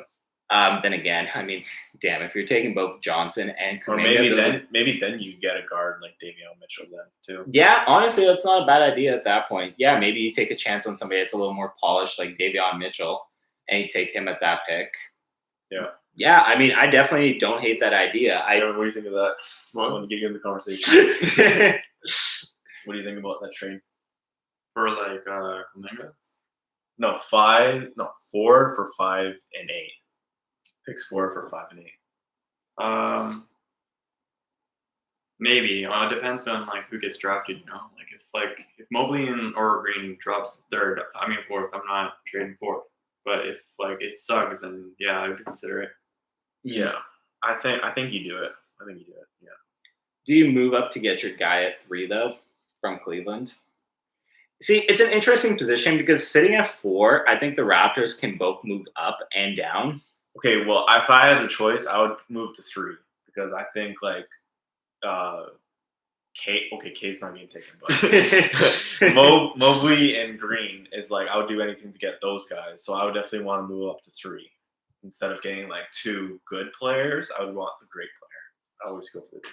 Yeah, absolutely. I mean, you'd definitely rather have the sure thing than taking a gamble, I suppose. Yeah. So I mean, yeah, no, because you got to assume that at 3, either Mobley or Jalen Green are going to be there, and like those are one of those 2 guys I would be more than happy with. But then if I have to settle on the idea of Suggs or on Suggs, maybe I'm not as excited about that. So I agree with you. Like, if you're really sold on a sure thing in that top 3 and the asking price from the Cavs isn't too much to move up that 1 spot, I think you do it. Yeah, I was just going to say, what would be like the requirements if you were to compare a player from the NBA and another player? I don't know. Like, say, for example, the whole talk about KD versus LeBron or something. Like, if you're talking about like right now, what would be like the requirements to be like, oh, who is better at the very moment? Like, would it be, you could look at stats, but then stats can be flawed if you're losing. But then if you're winning and your stats are lowered, it's like, you know what I mean? If it's kind of hard to like determine who's better. I'm not saying KD or LeBron. I'm saying in general, like NBA players. Where did this come from? They're talking about Trae Young and. They're talking about Trae Young and Doncic still in the chat. I see. I don't even understand how that's a conversation. No, I think what he's trying to say is like, how do you determine like who's the better player? I mean, I think it's a combination of things. My whole thing is Luka was doing it far before Luka still doesn't have a good roster. My thing for Luka is he elevates everybody around him, and that's something that you can see right off the bat. And like you look at somebody like Luka, and you just see how much he can affect winning just by himself. Mm-hmm. This is the thing here where I don't think there's any perfect metric. I don't think there's any perfect stats to determine who a better player is at the time. Although, I mean, stats obviously help for sure. But I think past that, and I hate the expression, but I do think that eye test matters to a certain extent. I would say it's a little bit of statistical production. It's a little bit of intuition, and it's a little bit of just rationally looking at the situation that these guys are in and say, you see an underwhelming roster and seeing them overachieve. Yeah. Here's my thing. Dallas has no business being in a series with a team like the Clippers, and they took them to 7. I think that's a huge accomplishment to Luka's credit alone. Yeah. Oh, yeah. You were going to jump in? Yeah. Sorry. The main thing I would say is determining who is better is like, how do you impact your team to win? Yeah. Like, just basic terms. That's part of it. Yeah. For sure. Whoever impacts their team to win, like it's like a stat in baseball. I don't know if it's like a stat in NBA, but like win shares. They have win shares, like wins above replacement. Yep. Well, that's how they usually measure. And like Mike Trout is like leading that like every year, and he's obviously the best player. I think the NBA one, there's a value over replacement player, I believe, is the advanced statistic for anybody that's really into advanced stats. I also think the wins added one is really interesting because I think Luka Doncic was 7th or 6th in the league this year during the regular season for wins added, which says all that you need to know. You know, if you are an advanced analytics guy, that speaks on to him and how much he really does for that team. And honestly, I think Luka is going to be just the best player in the league within like 5 seasons. Well, I think it's like you need to look at like. You need to have a combination of analytics and eye test. Like you can't just go one or the other. Yeah. Because like, you know, I don't want to bring it to another sport, but like the Leafs have been like a lot of analytics, and that does not always win. Well, quick question here before I want to jump into some of the comments that we have here. Who's the best player in the game right now? Me? Yeah. You're kicking up. Katie. Katie? Yeah. I'm going Katie. Yeah. Sorry, but when LeBron walked off and it was like 12 points, and like they're down 12 points, and like he could have like actually played. Katie drops the most points in Game 7 and still loses, but like I don't know. No, Katie definitely got some unfair. This is right now, not yeah. I mean, I guess I'll break the pattern here. I actually think it's Steph Curry. I think people forget about him because he didn't make the playoffs, but also just look at how piss poor the Warriors are. I'm not even blaming that. He got them to the play-in games. And people were really slandering Steph out there. That's like, oh yeah, Steph couldn't carry them into the playoffs while being triple teamed like every single game and still dropping like 40 points and like 30 points consistently and just elevating everybody around him, both with his scoring, with his playmaking. And honestly, I feel like Steph doesn't get enough credit for how a lot of people have this perception of Steph as a bad defender, and I don't think that's true whatsoever. I think Steph is an average to an above average defender. At least the one thing I will say about Steph is he's really good at just his hand placement and disrupting plays with getting his, it's exactly what I say, getting his hands in there to slow other teams down. And I think he doesn't get that credit that he deserves on there. I think Steph is personally the best in the game after this season, but I feel like I'm in the minority, so we're going to hop past that. I was just gonna say, sorry, Dan, but like the reason why I brought up the Trae Young Doncic thing is like I remember because they were talking about it, and I remember having debates about in 2019, but with Giannis and Kawhi, who's better? And I remember everyone saying like, "Oh, Giannis is going to be the best player like in the past 20 years. He has the best stats, and he's going to beat Kawhi. He's the MVP." But then Kawhi like locked him up in the 3rd game on, and he won that series. And then ever since then, everyone's mindset of who's better has changed. Now everyone says Kawhi is better. That's what I was just trying to say. Like, if they're matched up in the playoffs and the team's kind of like similar or even, and they beat the other player, would that be like determine like who's better? Like obviously like KD versus LeBron in 2018 or whatever is not a good example because Yeah, the super Yeah. team versus a dude dragging Yeah. a roster of bums to the finals. Yeah. No offense to Cleveland, but Well, that could also be a discussion before we go to the OKC comment that I see. yeah, that's the interesting one that I'm eyeing too. Yeah. What LeBron do you think is the best LeBron? Is it 2018? I would still say 2013, 2014 LeBron.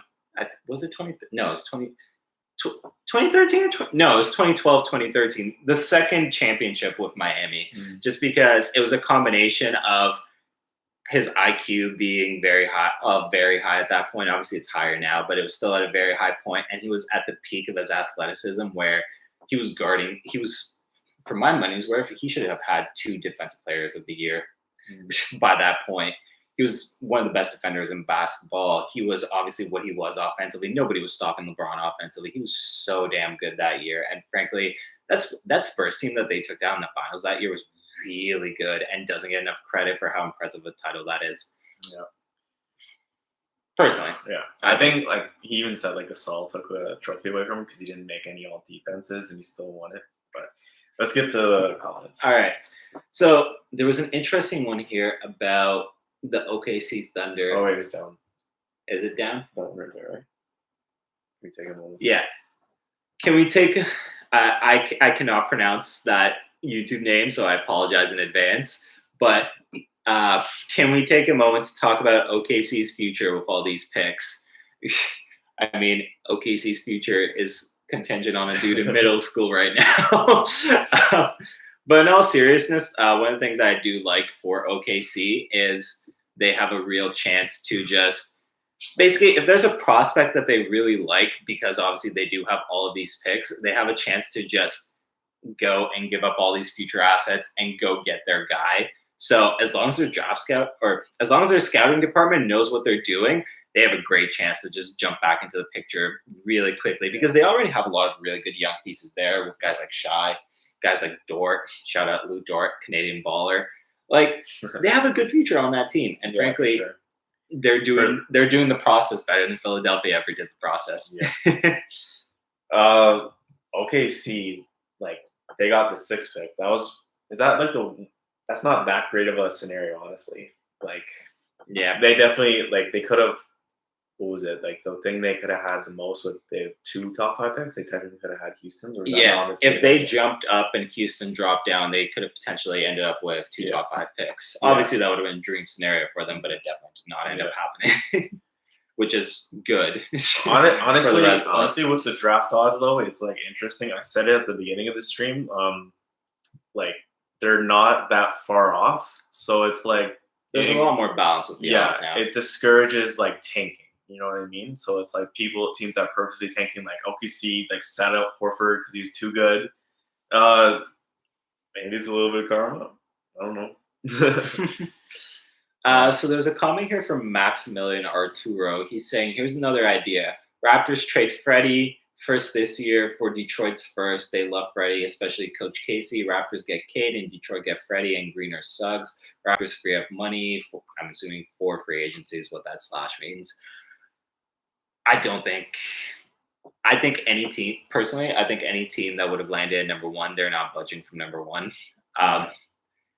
As much as the other top 4 guys also have a chance to be really special, I think Cade Cunningham is one of the most hyped prospects that we've seen. I was going to say in a while, but obviously Zion was also really hyped. But Cade, you don't pass up the opportunity to take Cade. As much as I would love to envision Cade with the Raptors, Lord knows I've been throwing around thumbnails like that for ages, and obviously trying to manifest it. I don't think Detroit is going to pass up on the opportunity to take Cade. Damn, we're at 90 minutes on this stream. Man, I wish I had a drink of water. I did not come prepared for this to go this long. But shout out to everybody here. We appreciate you being here, and we're really enjoying doing this. And obviously, cheap promotional plug and everything. But if you're here, subscribe to Clutch Takes, subscribe to JJ Buckets as well. Man, who has stayed through this whole stream? Like, I commend you if you stayed through this whole stream. You guys are real ones. North of the Map wants to know, do you think we're keeping the pick where they are? I honestly, again, this is something that we've obviously talked about a little bit in terms of the Raptors moving up or moving down. I think Masai Ujiri is the type of guy that if he's sold on somebody, he's gonna go get him. Obviously, you saw it in that what's the show called? The Raptors docu series that they have. Oh, Open Gym. Open Gym. That's what I'm thinking. You saw it in Open Gym that when Masai likes somebody, he goes out and tries to get him. Obviously, that was that little bit of tampering where they dropped the footage of Masai trying to go get Giannis at the time. I think if Masai is sold on somebody in that top 3 that he doesn't think is going to be there at 4, I wouldn't be surprised to see him move up. Yeah. I mean, like, I think it's been a while. Sorry to cut you off. I think it's been a while too since Masai has been aggressive. Mm-hmm. So I think this is probably the offseason where we see Masai go for it. Yeah, I mean, like, also it obviously takes 2 to tango. Like, I mean, like, the Cavs and the Rockets obviously have to like that trade, obviously. Yeah. I mean, the Cavs we think is definitely more realistic. I actually, or do you think it's the Rockets? Or do you think it's more realistic to move? I wouldn't be surprised for either. My thing for the Rockets is they give up a lot of their own draft capital when they were in the James Harden era and trying to improve that team around him. So they're definitely going to be trying to recoup draft capital. I think if the number 2, if Masai wants to absolutely secure who he wants to get at number 2, and he doesn't feel like that guy will still be on the board at 4, I wouldn't be surprised to see a deal between the Raptors and the Rockets, just because I do think the Rockets want to stockpile picks a little bit here. So if the Raptors give them enough incentive to move up, True. I think that is a very realistic possibility. Well, I feel like if you think Suggs would be a good fit in Houston. I mean, they're obviously going to be trying to move on from John Wall at some point. So, yeah, I think Houston needs help everywhere. I think of all the teams there, Houston is probably the team that needs the help. They were on any kind of help all over the roster. What was that losing streak they were on this year? How many games was that? Oh my goodness, I lost track. I would be lying to you if I remembered it off the top of my head. I swear. It definitely got into the 20s, right? Yeah. Well into the 20s. If you think about it, but Houston, if they trade for more picks, like JJ said, they would get more players to like fill in their roster, which they need help everywhere. That's if they draft Jalen Green and just keep that team, they're gonna have no draft picks to help them out. It's just gonna be Jalen Green and a bunch of bombs, and they're just gonna be like a Levine on Bulls kind of situation. True. Yeah, no, in that sense, I completely agree with you, because here's the thing. Who's even a building block for the Rockets at this point? I want to say, I forget. Christian, would you even say Christian Wood or no? Not really. I would say Jashawn Tate, I think his name is. Really going that low down the barrel?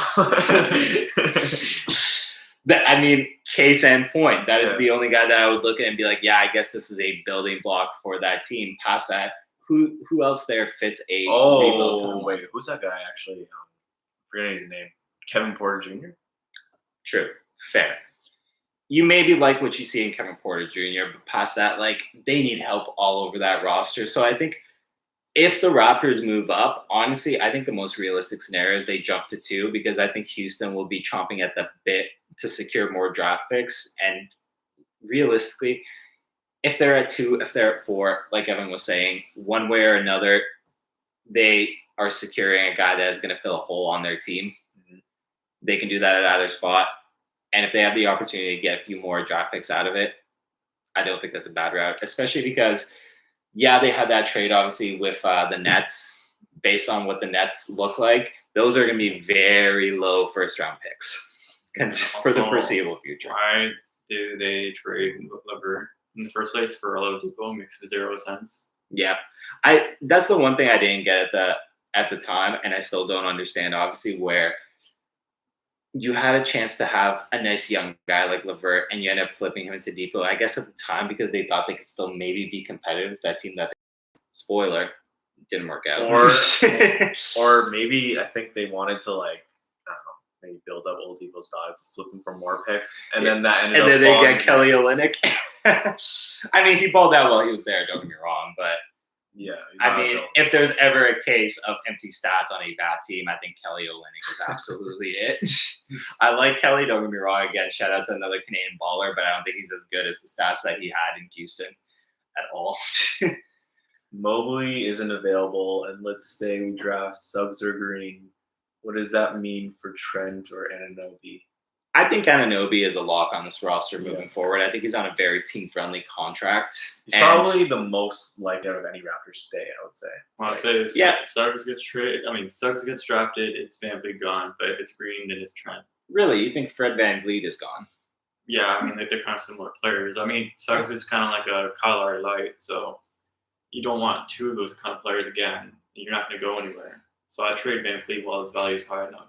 I don't know how much I personally see Suggs as a Kyle Lowry light. I mean, I've never seen Kyle Lowry fly the way that Jalen Suggs does. No, I mean, just like not like Kyle Lowry, but I mean, he's like a floor general, right? So Fair.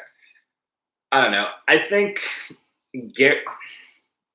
Gary Trent Jr. I mean, obviously, if we're talking specifically between Gary Trent Jr. and OG, you're definitely holding on to OG in that scenario. I think OG still has another level that he can get to. And frankly, I mean, correct me if I'm wrong, I think OG is probably the most beloved player left on the Raptors, assuming that Kyle Lowry's out the door, right? Yeah. Everybody loves OG around here. And obviously, the fans aren't the people that make the decisions, but I think OG is beloved for a reason around here because he's just a really good, no ego guy. He's so fun to just like listen to in interviews and stuff like that. And obviously, what he does on the court is also fantastic. He is still the most underrated defender in the league. The fact that he didn't make an all-defensive team again this season, I understand that the Raptors were worse this season, and there's that excuse. But it takes no amount of effort if you're voting for the all-defensive teams to look at the numbers defensively for the Raptors when OG is on the court and when OG is off the court and being like, well, shit, there's a difference. He's also the most switchable defender in the NBA, and he guards 1 through 5 fairly well. I would say, like, even the 5 spot, like, yeah, he's not guarding He's been on a Giannis before. yeah, So he's been on Giannis before. He's not guarding a Joel Embiid in the post, don't get me wrong, but like you've seen OG guard 5s before and do a good job on them. So I think OG is extremely valuable as a defender. I think he'll only get better as an offensive player. I think we've seen those little flashes of that potential this season. I think the problem for Toronto was this season, a lot of the stuff was what you were talking about was the hierarchy where nobody knew who the second option, who the third option, who the fourth option was, et cetera, et cetera. And in the moments and in the games where OG obviously had the green lights to go shoot, score, and pursue his own offense, we saw some really interesting things out of him. So I like to see it consistently. yeah, I'd like to see it consistently as well. I think once you establish that firm hierarchy next season, OG is your consistent third option or fourth option. I think OG has a chance to be like an 18 points per game scorer on this team. So almost that already. Like, what was he averaging this year? 16 or 17? I think Basically that. he took a jump in his scoring again. I will look this up right this second, but in the meantime, you can feel free to jump in. I mean, don't get me wrong, I like Gary Trent Jr. I think he has upside as well, but if I'm picking between him and OG, I'd rather take OG. The same guy asked, you think Minnesota would give us Towns for him? I'm assuming that's VanVleet and Boucher. No. No, I don't think so. That's not enough. No. Yeah, Yeah, he was 15.9 points per game this season. Yeah. Which is pretty much 16. He's shooting almost 40% from 3 there, too.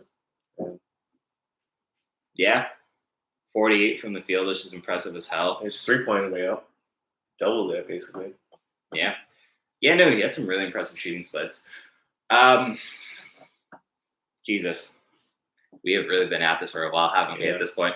But yeah, no, like, I like Trent. They're both kind of inconsistent offensively, but the deal breaker for me is one guy is consistently one of the best defenders in the league. Yeah. The other guy is all right on a good day. The only thing that's weird about Trent is that he kind of does seem like he's starting to be the odd man out with like our starting lineup starting to look a little bit more like we know what it is. Mhm. But like, I wonder what Masai's vision was then when we traded for him. You know what I mean? Because it's like we only got him for half a season and we weren't really going for it. And he's a 22-year-old, so I guess in that situation, Gary Trent Jr. versus Norman Powell, at least with Gary Trent Jr., you can control whether or not you bring him back in the offseason because he's a restricted free Sure. agent, and you have the opportunity to decide whether or not you want him as a feature of this team. You can use him as an asset to get possibly Yeah. more. You can also use him as an asset, and then again, like if another team throws a contract his way that you have a chance to sit there and think, okay, yeah, I do want him on my team for this money, or I don't want him on my team for this money. Whereas obviously you wouldn't have gotten that opportunity with Norman Powell because he was unrestricted. Yeah. But I do agree. I think the longer this whole thing goes on, the more it seems like Gary Trent Jr. is the odd man out. Yeah. And I'm sorry, Gary Trent Jr., like nothing personal against you by any means, but it's just the way things have been developing. I say that like he's ever going to catch me saying this footage. Shout out, though. Your tattoos are sweet as fuck. What is he like? People say like Van Vliet's like Drake, and he's like the Weeknd. Yeah. Oh, He's man. a good-looking guy. No homo. So I think we're rolling a little bit long now. So I think we're gonna end the stream here. Thank you guys for watching. Subscribe to me again at Clutch Takes Us, me and Evan, and subscribe to JJ Buckets. And we'll see you guys next time. It has been a pleasure doing this. We would love to keep doing this forever. Obviously, there's still about like 30 of you in here, so shout out to the 30 of you that are still here. But I'm just going to be completely honest. Oh, my goodness, my throat is dry as all hell. I've been talking a lot, and it is what it is. It feels like it's time to call it. But thank you again for joining us. We were really happy to have you here. Maybe we'll do this again because it was a success. Yeah, absolutely. You guys are dropping like Keep flies. Pull up. Keep that in mind. I would say maybe around the start of free agency, we might kick this up again. Yeah. All right. Other See than you that, guys folks, take care. We'll see you next time.